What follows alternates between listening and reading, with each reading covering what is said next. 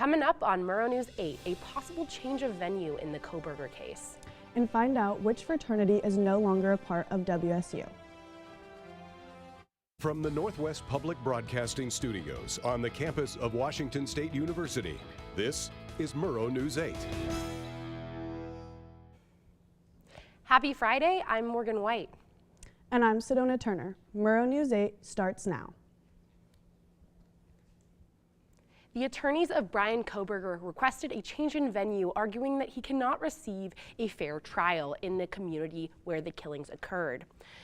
Prosecutor Bill Thompson argues that Kohberger is just as likely to receive a fair trial in Moscow as anywhere else.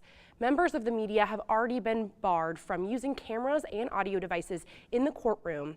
Prosecutors have asked that Kohberger's trial begin in summer 2024 to avoid coinciding with dates when high school and college classes in the area are in session. As of Wednesday, WSU will no longer recognize Theta Chi as a fraternity. This decision comes after the university suspended the chapter after an investigation of hazing that allegedly led to the suicide of member Luke Tyler in 2023. These charges from the university have still not been resolved and lead to the fraternity's decision to not file a relationship agreement with the school for this year.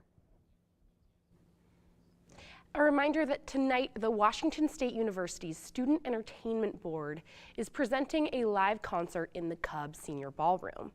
The concert will showcase Little Skies, an American rapper, singer, and songwriter from Waynesboro, Pennsylvania. Doors will open at 6 p.m. Opener will start at 7 p.m. and headliner will go at 8 p.m. The state of Washington is awarding grants to pay for the installation of 9 electric vehicle charging stations in the Pullman. The grants will pay for 5 new charging stations at Washington State University and 4 at private apartment complexes on College Hill. The state announced over $85 million in grants on Thursday for around 5,000 EV charging stations around Washington State. Pullman High School Hound Central Productions was recognized by the National Academy of Television, Art, and Sciences as having the best high school live stream of sporting event/game in the nation. Last January's stream of boys basketball versus Clarkston was the winning production. 34, not even the end of the third quarter yet. No, an utter beatdown.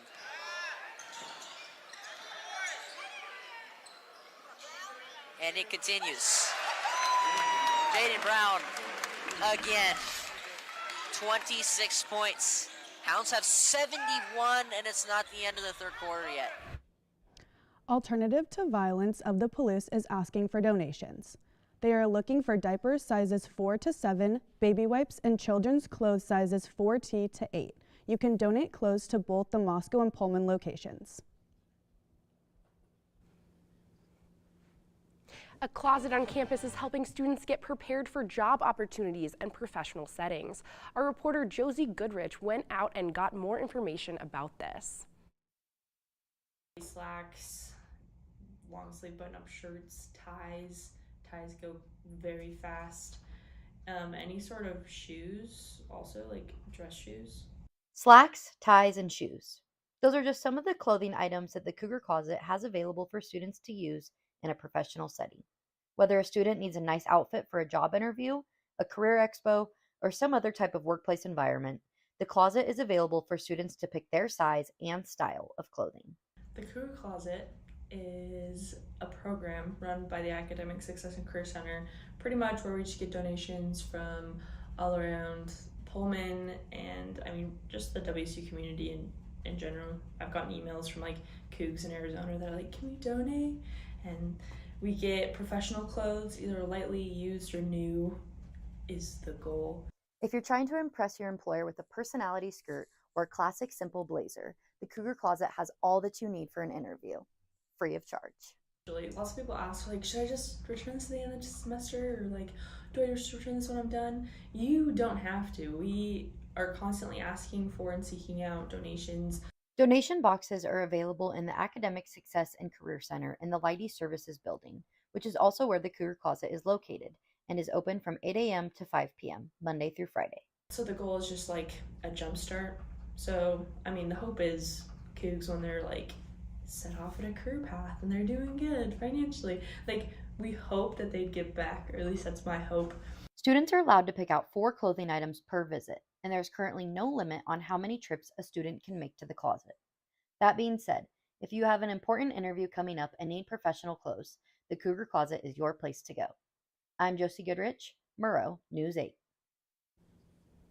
WSU researchers are looking for participants to be a part of the study on how people respond to politicians' speeches. Participants will watch a 1-hour video in a lab in Geertsen Hall on campus while hooked up to sensors and will be surveyed after the presentation.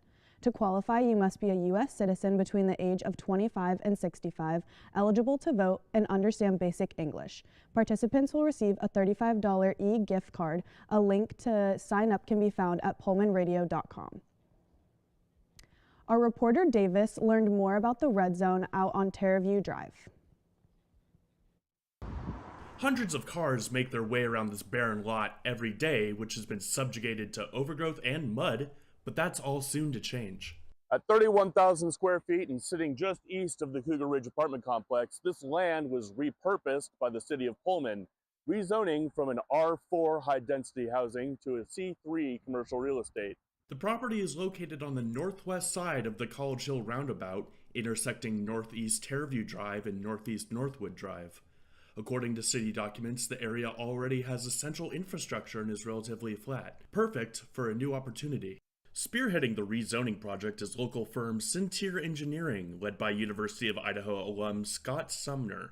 Sumner hopes that the project might revitalize the area. So one of the things with this is it will provide an area for commercial establishments such as coffee or other maybe small restaurants or convenience stores that could come in to provide some of those services so people won't have to drive. The potential for economic growth could be heightened from this area, something that we know apartment land needs. My name is Davis Rail, and you're watching Murrow News 8. Our reporter Jose learned about the downtown expansion from the new mayor. For the first time in 20 years, Pullman has its new mayor, Francis Benjamin, and he wants to get to work right away. One of his projects is expanding the downtown area here, where there is a lot of car room, but not so much walking space. But it's a project that has mixed feelings amongst the community. Community's mind is our downtown. How do we increase the vibrancy of the downtown so that there's it's a place people want to go down to. There's a lot of shopping and entertainment and eating opportunities to where the community is drawn down into that area. I think it's going to be really difficult, but I think it's necessary, and I think if we ever want to end up anywhere like what Moscow is, we got to start somewhere. Caden is a manager at a downtown coffee shop, and he is very excited to see firsthand the expansion of downtown. I'm looking forward to it personally. I know it's kind of a controversial subject right now between the community, but just with being down here and seeing the life and the lack of energy that downtown has, I am looking forward to the promise of bringing more life to it. Because it does need it, in my opinion. Like, I get to watch all the people and cars drive by every day, and it's a highway out there right now. And so I would love to see more of a community open up outside those windows. I spoke to an employee at Pizza Perfection and a lifelong resident, but he is against the expansion. He knows a shutdown would ensue and could hurt business, and it could greatly affect businesses that aren't related to food. The mayor is aware of this, but he envisions a bigger goal. This is why we're doing the downtown project. That might mean we're closed for a few months in downtown, but it's because of the good and what we're going to have as a result that if we didn't go through this process, we wouldn't be able to provide the community with this type of support or benefit or activity. I'm Jose, Murrow News 8. Coming up after the break, Washington residents tested positive for the first time with this deadly fungus. And dangerous pink pills could be a problem on the Palouse.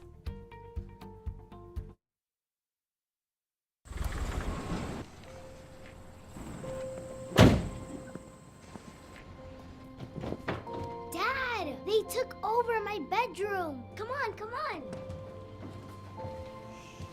Okay, Dad. 1, 2, 3.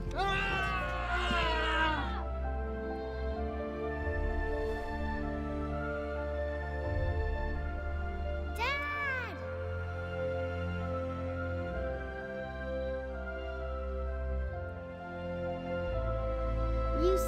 to me. Dad? Are you okay? I'm fine, dear.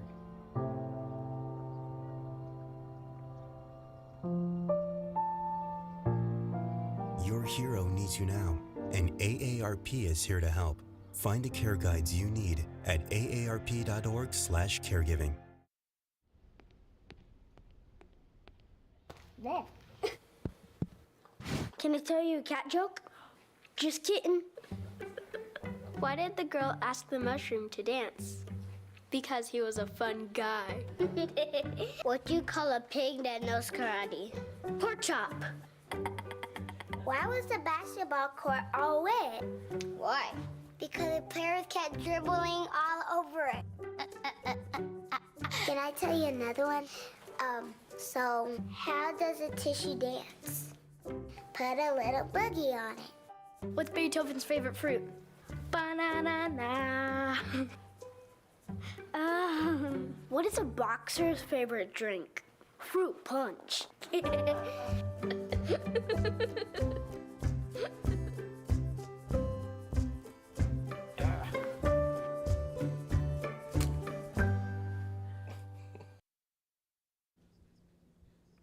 Washington State is experiencing its first known outbreak of a new fungal infection, Candida auris. Health officials are warning that it could lead to illnesses and spread amongst patients in healthcare facilities.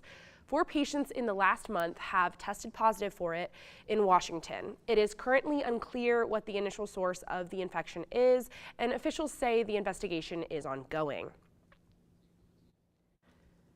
Moscow police sent out a Facebook post that informed the public that a nearby police department shared that they have recently identified fentanyl pills known as Pink Rose in the general area.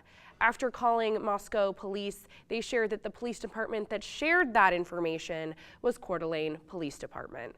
There is no other information at this time. A standoff occurred on the 1200 block of East Sanson in Spokane on Wednesday, and according to the Spokane Police Department, the suspect has been identified as Tefri T. Carbon. A female called 911 around 12 p.m. out of concern for 2 children under the age of 5 in the home, as the suspect was making self-harm statements that the children would both go with him.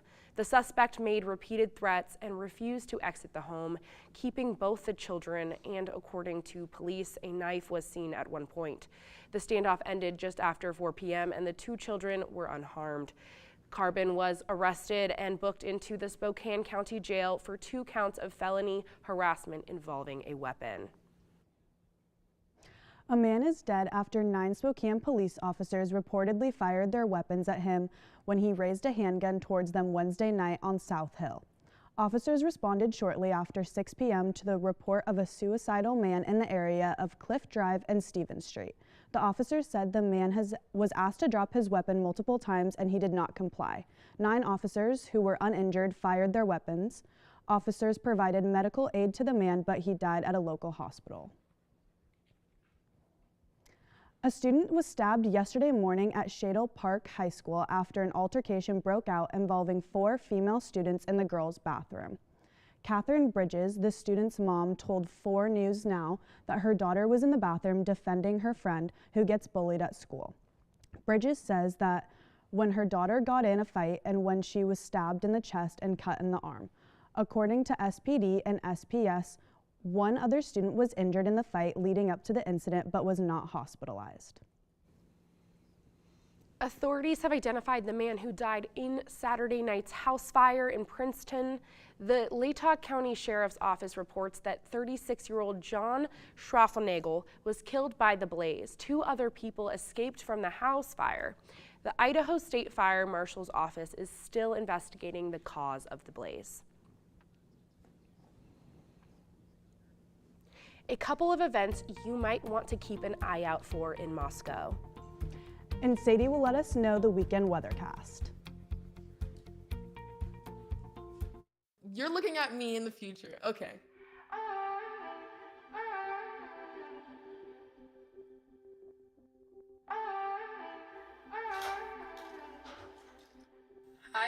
Isaac. Hi.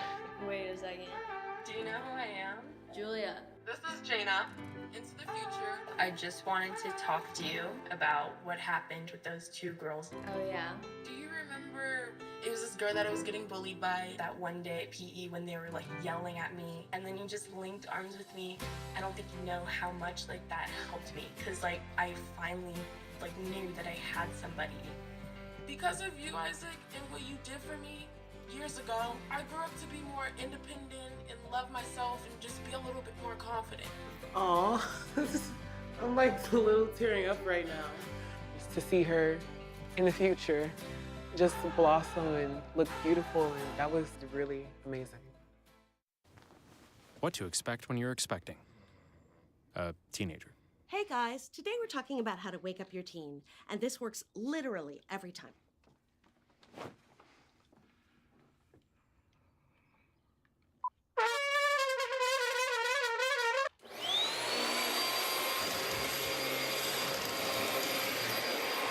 Give kisses. Give kisses. Look. Give kisses. Give kisses.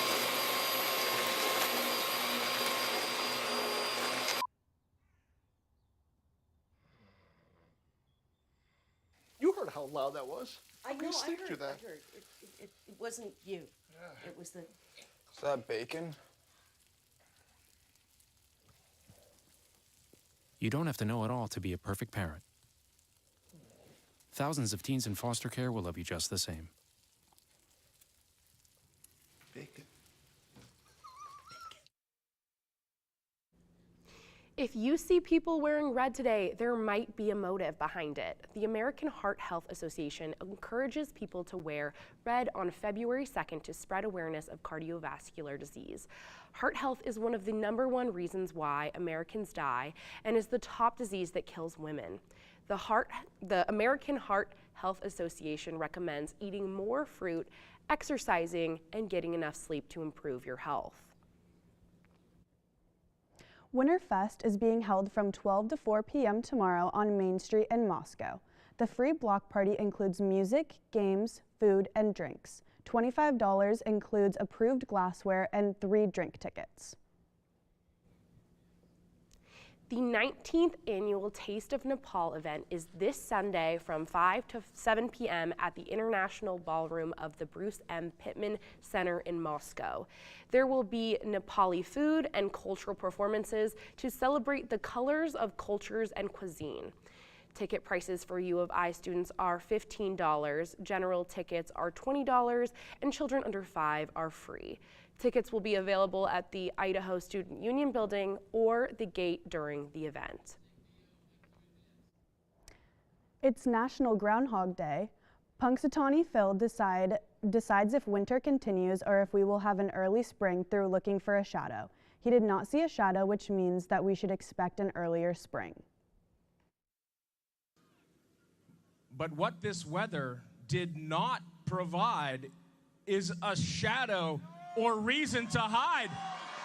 Glad tidings on this Groundhog Day. An early spring is on the way.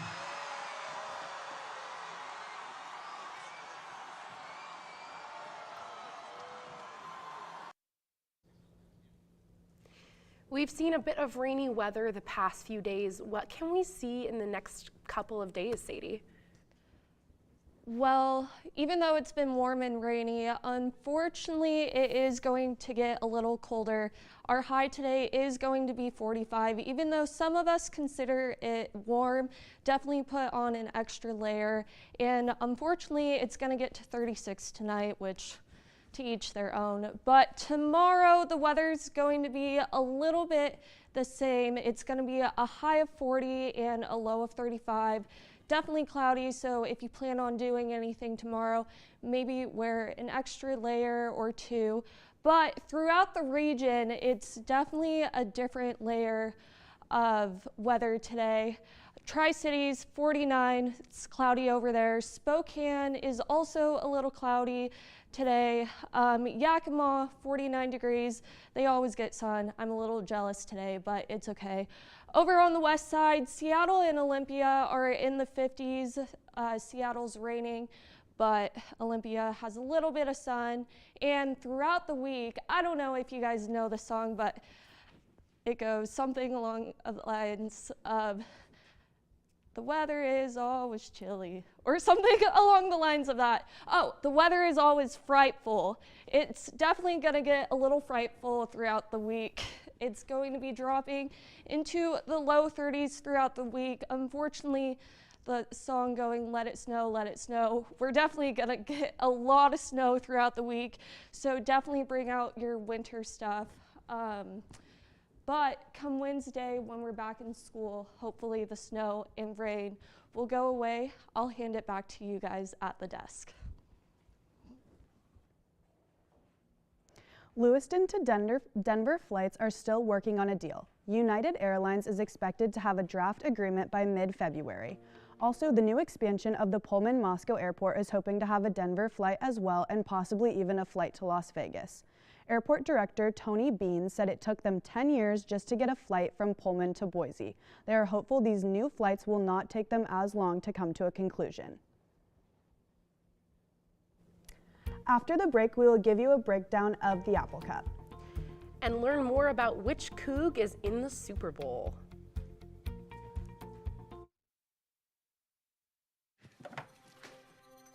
Days, months, Hey, I'm Jim from across the street. years, I'd like to give you this. a lifetime can rush by without realizing what we're missing. But it doesn't have to be that way. We have a choice to take action. Visit maketheconnection.net to find out more.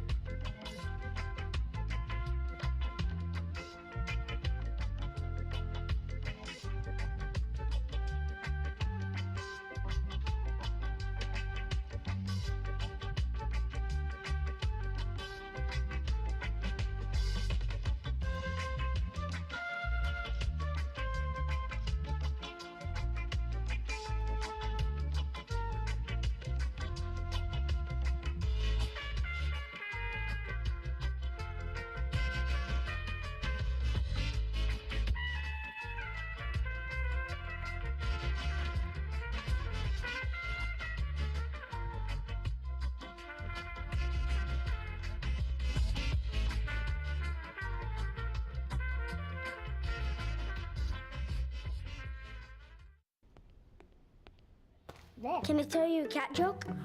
Just kidding. Why did the girl ask the mushroom to dance? Because he was a fun guy. What do you call a pig that knows karate? Pork chop. So how does a tissue dance? Put a little boogie on it.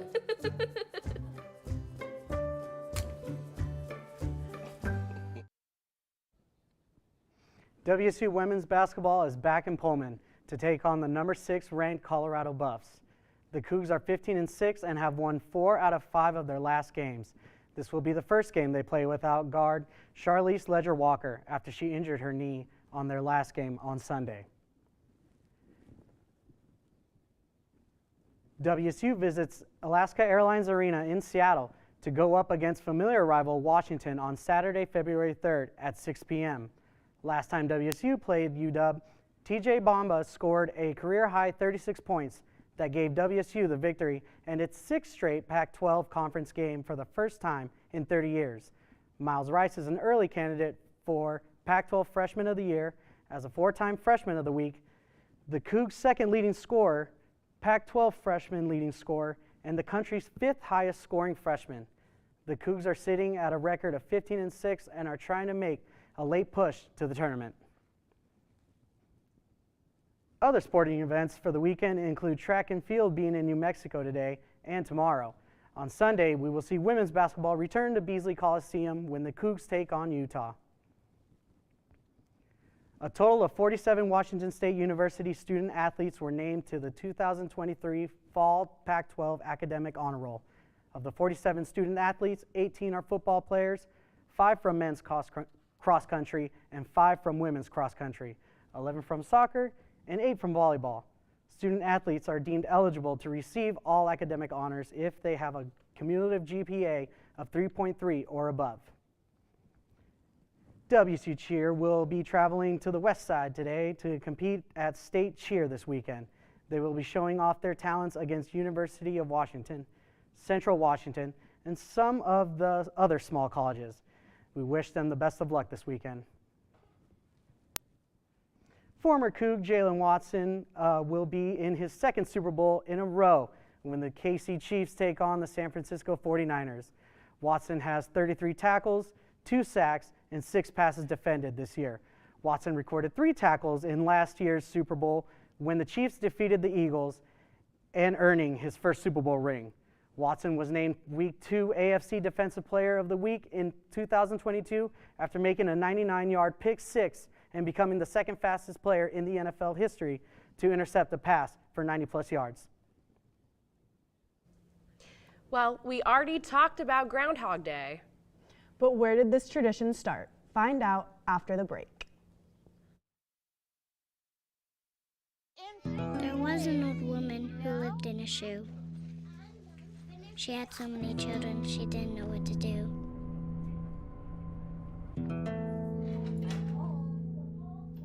She gave them some broth without any bread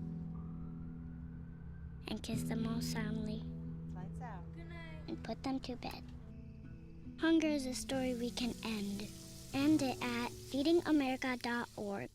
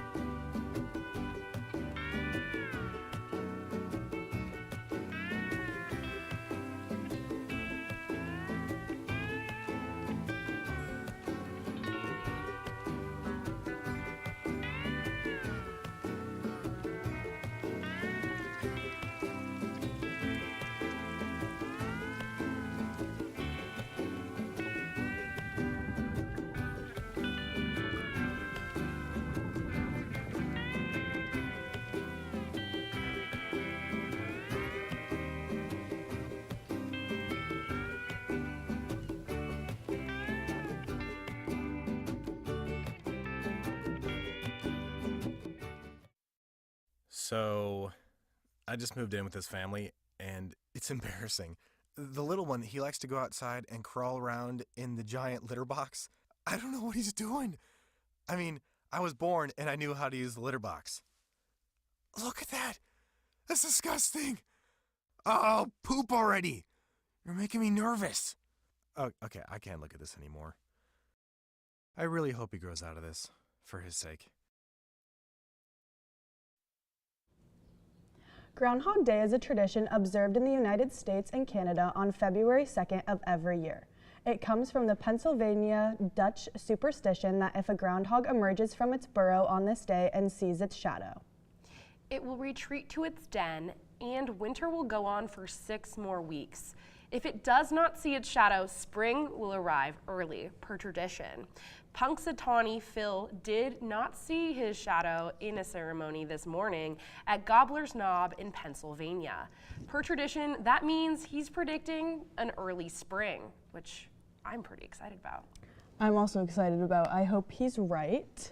I really am excited for an early spring. I don't want any more snow, anything like that. Yeah, me neither. Yeah. Thanks for watching. If you missed any of our previous shows, you can catch them here on Murrow News 8.